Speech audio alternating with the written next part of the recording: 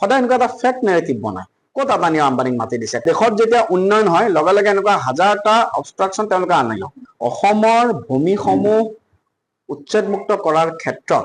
আমি 1% আমি শিথিলতা আমাৰ চৰকাৰ অৱলম্বন নকৰে এইটো কথা নিশ্চিত উচ্চতাই জোল খোৱাৰ যিটো নীতি সেই নীতিত আপোনালোক ভুল নাযাব স্বেচ্ছাই নিজৰ বেদখল কৰা মাটি আপোনালোকে আমাক এৰি দিয়ক কংগ্ৰেছৰ এই চৰিত্ৰকে ৰাইজে দেখি উঠিছে আজি আপোনালোকে গোৱালপাৰাটো চাওক বহুত ৰাইজ ওলাই আহিছে উচ্ছেদৰ সমৰ্থনত আজি বহু জেগাত খিলঞ্জীয়া মুছলমান ৰাইজ ওলাই আহিছে উচ্ছেদৰ সমৰ্থনত আজি গাঁৱে গাঁৱে সংখ্যালঘু গাঁওসমূহতো আজিৰ দিনত চাইনবোৰ্ড লাগিছে উচ্ছেদৰ সমৰ্থন it is a good sign আৰু মই পুনৰাই কৈছো মই পুনৰাই আশ্বস্ত কৰিছো আমাৰ চৰকাৰ সবকা সাথ সবকা বিকাশৰ ৰাজনীতিত বিশ্বাস অসমৰ ভূমিসমূহ উচ্ছেদমুক্ত কৰাৰ ক্ষেত্ৰত আমি 1% আমি শিথিলতা আমাৰ চৰকাৰ অৱলম্বন নকৰে এইটো কথা নিশ্চিত কিন্তু তাৰ লগে লগে নাগৰিকসকলকো যাতে আমি সকাহ দিব পাৰোঁ তাৰ লগে লগে যে নাগৰিকসকলকো আমি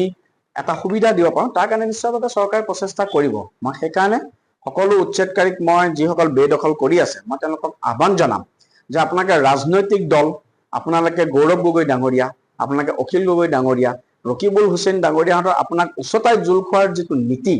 সেই নীতিত আপোনালোক ভুল নাযাব স্বেচ্ছাই নিজৰ বেদখল কৰা মাটি আপোনালোকে আমাক এৰি দিয়ক আৰু আমাৰ যি চৰকাৰখনৰ লক্ষ্য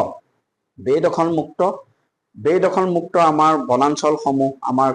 আমাৰ ৰাজ্যিক সম্পদসমূহ মুক্ত কৰাৰ ক্ষেত্ৰত আপোনালোকে আমাক সহায় আৰু সহযোগিতা আদানী আৰু আম্বানী মই ব্যক্তিগতভাৱে কওঁ আদানী আৰু আম্বানীটো দেশৰ গৌৰৱ তেওঁলোকে লাখ লাখ যুৱকক সংস্থাপন দিছে দেশৰ কাৰণে কৰিছে কিন্তু আটাইতকৈ ডাঙৰ কথা সদায় এনেকুৱা এটা ফেক নেৰেটিভ বনায় ক'ত আদানী আম্বানীক মাতি দিছে কাৰ সময়ত যেনেকে কৈছিল লাখ লাখ কোটি কোটি বাংলাদেশী আহিব